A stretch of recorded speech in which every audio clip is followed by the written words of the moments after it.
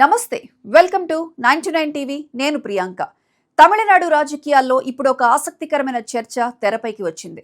ముఖ్యమంత్రుల వ్యక్తిగత జీవితాలపై రాజకీయ విమర్శలు చేయడం ఎంతవరకు సమంజసం? ఒక నాయకుడు ముఖ్యమంత్రి అయిన తర్వాత ఆయన వ్యక్తిగత జీవితం కూడా ప్రజా చర్చలో భాగమవుతుందా? లేక ప్రజలకు సంబంధించిన అంశాలు, ప్రభుత్వ నిర్ణయాలు, పాలనపైనే రాజకీయ విమర్శలు పరిమితం కావాలా? ప్రస్తుతం తమిళనాడు రాజకీయ పరిణామాలను చూస్తే ఈ ప్రశ్న చాలా కీలకంగా మారింది. ముఖ్యంగా సినీ రంగం నుంచి రాజకీయాల్లోకి వచ్చిన విజయ్ ముఖ్యమంత్రి అయిన తర్వాత ఈ చర్చకు మరింత ప్రాధాన్యత వచ్చింది. ఎందుకంటే విజయ్ ఒక సాధారణ రాజకీయ నాయకుడు కాదు. దశాబ్దాలుగా సినీ హీరోగా కోట్లాది మంది అభిమానులను సంపాదించుకున్న వ్యక్తి. ఆయన సినిమాలు, వ్యక్తిగత జీవితం, కుటుంబం, స్నేహాలు ఇలా అన్ని చాలా కాలంగా ప్రజల్లో ఆసక్తిని కలిగించే అంశాలే. కానీ ఇప్పుడు ఆయన ముఖ్యమంత్రి అంటే ఆయన వ్యక్తిగత ఇమేజ్ కంటే ఆయన ప్రజా బాధ్యతే ముఖ్యమైనది. అయితే రాజకీయ ప్రత్యర్థులు లేదా ఇతర ప్రముఖులు ఒక నాయకుడి వ్యక్తిగత జీవితాన్ని ప్రస్తావించినప్పుడు అది కేవలం వ్యక్తిగత వ్యాఖ్యగానే మిగిలిపోదు. ముఖ్యమంత్రి స్థాయిలో ఉన్న వ్యక్తి గురించి మాట్లాడుతున్నారు కాబట్టి అది వెంటనే రాజకీయ చర్చగా మారుతుంది. ఇటీవల మలయాళ నటుడు ధ్యాన్ శ్రీనివాసన్ కూడా విజయ్ వ్యక్తిగత జీవితాన్ని ప్రస్తావిస్తూ బహిరంగ వేదికలపై వ్యాఖ్యలు చేయడం చర్చకు దారితీసింది. ఆయన ఒక అవార్డు కార్యక్రమంలో కూడా విజయ్ పై సెటర్లు వేశారు. ఇక్కడ అసలు ప్రశ్న ధ్యాన్ ఏమన్నారు అనేది మాత్రమే కాదు, ఒక నాయకుడి వ్యక్తిగత జీవితాన్ని రాజకీయంగా ఉపయోగించుకోవటం సరైనదేనా అనేదే అసలు ప్రశ్న. ప్రజాస్వామ్యంలో ఒక ముఖ్యమంత్రిని ప్రశ్నించే హక్కు ప్రజలకుంటుంది. ఆయన ప్రభుత్వం తీసుకున్న నిర్ణయాలను ప్రశ్నించవచ్చు, బడ్జెట్పై ప్రశ్నించవచ్చు, చట్ట వ్యవస్థపై ప్రశ్నించవచ్చు, ఉద్యోగాలపై ప్రశ్నించవచ్చు, విద్య, వైద్యం, సంక్షేమం, పెట్టుబడులు, రాష్ట్ర ఆర్థిక పరిస్థితి ఇలా ప్రతి ప్రజా అంశం పైన విమర్శలు చేయొచ్చు. కానీ ఒక ముఖ్యమంత్రి వ్యక్తిగత జీవితంలో ఏం చేస్తున్నారు, ఎవరితో సంబంధాలున్నాయి, కుటుంబంలో ఏం జరుగుతోంది అనే విషయాలకు ప్రభుత్వ పాలనతో సంబంధం లేకపోతే వాటిని రాజకీయ ఆయుధంగా ఉపయోగించడం మాత్రం మరో విషయం. అయితే ఇక్కడ ఒక ముఖ్యమైన మినహాయింపు ఉంది. ఒక నాయకుడి వ్యక్తిగత విషయం నిజంగా ఆయన ప్రజా బాధ్యతను ప్రభావితం చేస్తే మాత్రం అది ప్రజా అంశంగా మారుతుంది. ఉదాహరణకు ఒక ముఖ్యమంత్రి తన కుటుంబ సభ్యులకు ప్రభుత్వ కాంట్రాక్టులు ఇప్పిస్తే, తన వ్యక్తిగత సంబంధాల ద్వారా ప్రభుత్వ నిర్ణయాలను ప్రభావితం చేస్తే, అధికారాన్ని కుటుంబ ప్రయోజనాల కోసం ఉపయోగిస్తే అది ఒక వ్యక్తిగత విషయం కాదు, అది ప్రజా ప్రయోజనానికి సంబంధించిన విషయం. అలాంటి సందర్భాల్లో మీడియా, ప్రతిపక్షాలు, ప్రజలు ప్రశ్నించాల్సిందే. కానీ కేవలం వ్యక్తిగత విషయాలను బయటకు తీసి ఒక నాయకుడి రాజకీయ ఇమేజ్ను దెబ్బతీయడానికి ప్రయత్నించడం మాత్రం రాజకీయ చర్చను వ్యక్తిగత దూషణ స్థాయికి తీసుకువెళ్తుంది. తమిళనాడు రాజకీయ చరిత్రను చూస్తే ఇది పూర్తిగా కొత్త విషయం కాదు. ఎంజీఆర్, జయలలిత వంటి సినీ నేపథ్యం ఉన్న నాయకులు రాజకీయాల్లోకి వచ్చినప్పుడు వారి వ్యక్తిగత ఇమేజ్ కూడా రాజకీయాల్లో చాలా కీలకంగా మారింది. ప్రజలు నాయకులను కేవలం వారి విధానాల ఆధారంగా మాత్రమే కాకుండా వ్యక్తిత్వం, ప్రజలతో అనుబంధం, వ్యక్తిగత ఇమేజ్ ఆధారంగా కూడా అంచనా వేశారు. అందుకే తమిళనాడులో సినిమా, వ్యక్తిగత ఇమేజ్, రాజకీయాలు చాలా కాలంగా ఒకదానితో ఒకటి ముడిపడి ఉన్నాయి. కానీ సోషల్ మీడియా వచ్చిన తర్వాత పరిస్థితి మరింత మారింది. గతంలో ఒక నాయకుడి వ్యక్తిగత జీవితంపై వచ్చిన ఆరోపణ ఒక పత్రికలో లేదా టీవీ చర్చలో మాత్రమే ఉండేది. ఇప్పుడు ఒక చిన్న వీడియో, ఒక ఫోటో, ఒక ట్వీట్ లేదా ఒక వ్యాఖ్య కొన్ని గంటల్లోనే లక్షల మందికి చేరిపోతుంది. అది నిజమా కాదా అని తెలుసుకునే లోపే ప్రజల్లో ఒక అభిప్రాయం ఏర్పడిపోతుంది.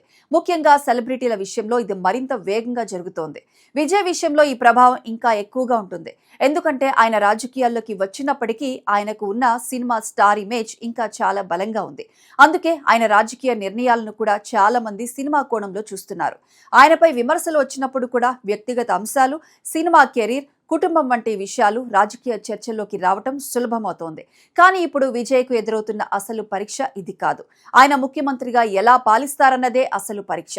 ప్రమాణ స్వీకారం చేసిన వెంటనే ఆయన అధికారులతో, పోలీస్ అధికారులతో సమావేశమై రాష్ట్ర శాంతి భద్రతపై సమీక్ష నిర్వహించారు. అంటే ఒక సినీ హీరో నుంచి ముఖ్యమంత్రిగా మారిన తర్వాత ఆయన ముందున్న అసలు బాధ్యత పాలన. ఇక్కడ మరో ఆసక్తికరమైన ఉదాహరణ కూడా ఉంది.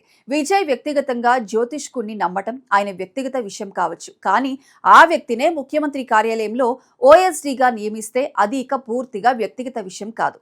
ఆ నియామకంపై విమర్శలు రావడానికి కూడా కారణం అదే. విజయ్కు సంబంధించిన జ్యోతిష్కుడి నియామకం రాజకీయ విమర్శలకు దారితీసింది.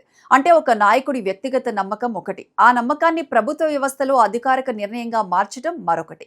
ఈ రెండిటి మధ్య తేడాను ప్రజలు అర్థం చేసుకోవాలి. అదేవిధంగా రాజకీయ నాయకులు కూడా ఒక విషయం గుర్తుంచుకోవాలి.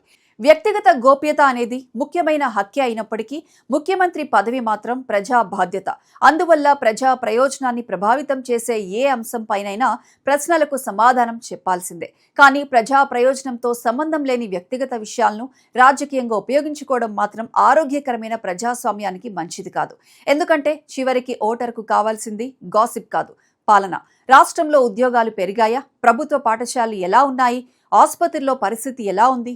రైతులకు ఏం చేస్తున్నారు? మహిళల భద్రత ఎలా ఉంది? పెట్టుబడులు వస్తున్నాయా? రోడ్లు, రవాణా, మౌలిక వసతులు ఎలా ఉన్నాయి? రాష్ట్ర ఆర్థిక పరిస్థితి ఏంటి? ఇవే ఒక ముఖ్యమంత్రిని అంచనా వేయాల్సిన అసలు ప్రమాణాలు. ఒక నాయకుడి వ్యక్తిగత జీవితం గురించి విమర్శించడం ద్వారా ఈ ప్రశ్నలకు సమాధానాలు రావు. అందుకే తమిళనాడు రాజకీయాల్లో ఇప్పుడు జరుగుతున్న ఈ చర్చ మనకు ఒక పెద్ద విషయాన్ని గుర్తు చేస్తోంది. నాయకుడిని విమర్శించండి, ఆయన పాలనను విమర్శించండి, తప్పు నిర్ణయం తీసుకుంటే ప్రశ్నించండి, ప్రజా డబ్బు దుర్వినియోగమైతే నిలదీయండి, అవినీతి ఉంటే ఆధారాలతో బయటపెట్టండి. కానీ వ్యక్తిగత జీవితాన్ని రాజకీయ ఆయుధంగా మార్చడం మాత్రం చివరికి రాజకీయ చర్చను అసలు సమస్యల నుంచి దూరం చేస్తుంది.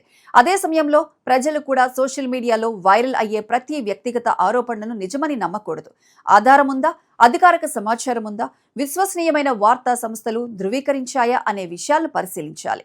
ఎందుకంటే ఒక నాయకుడి వ్యక్తిగత జీవితంపై ఒక తప్పుడు ఆరోపణ వైరల్ చేయటం చాలా సులభం.